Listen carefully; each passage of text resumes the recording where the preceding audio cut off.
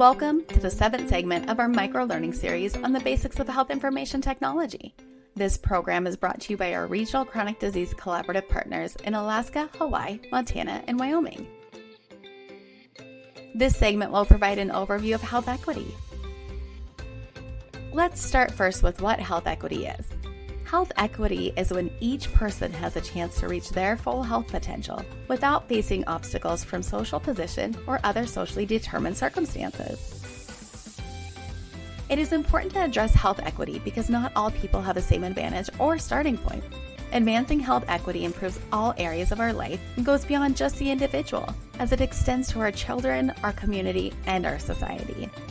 Advances in health equity can not only have a positive effect on the groups facing disparities, but advance quality of care and health for the broader population. In this series, we will talk about how technology can help support your organization's health equity components and initiatives. In working towards health equity, it is important to consider the data to support this.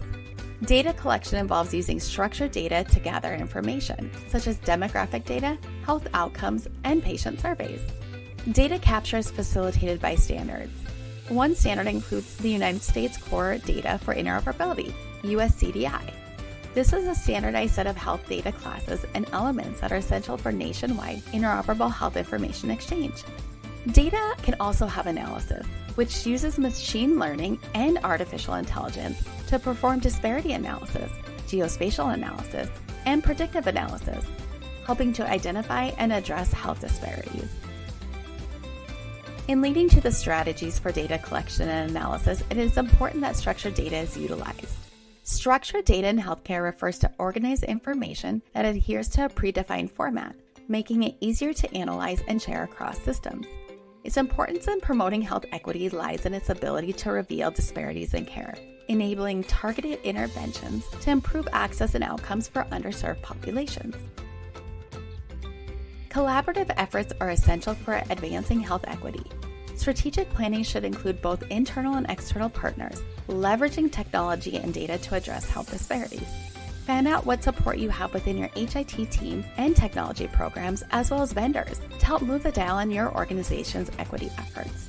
Programs like Healthy People 2030 help identify public health priorities and guide collaborative efforts to improve health and well-being. Include technology within these components by purposefully planning technology and data. Results management includes chart panels.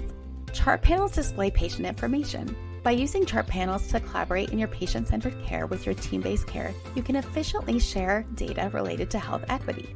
Displaying patient information in chart panels helps in quickly accessing data for managing patient care, such as social determinants of health elements.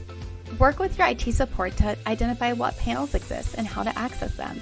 Identify how to use them within your workflow for prepping charts, so you can quickly access data to help in the coordination of resources. Clinical decision support includes reflex orders.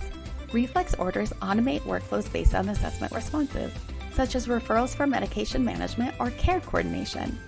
Work with your IT support to identify what can be used for reflex orders, such as reflexing for care coordination based off of responses.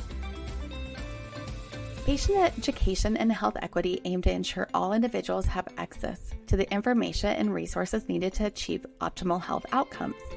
Technology can support this by automatically providing tailored educational materials based off patients' diagnoses, ensuring timely and relevant information is delivered to enhance understanding and self-management for patients.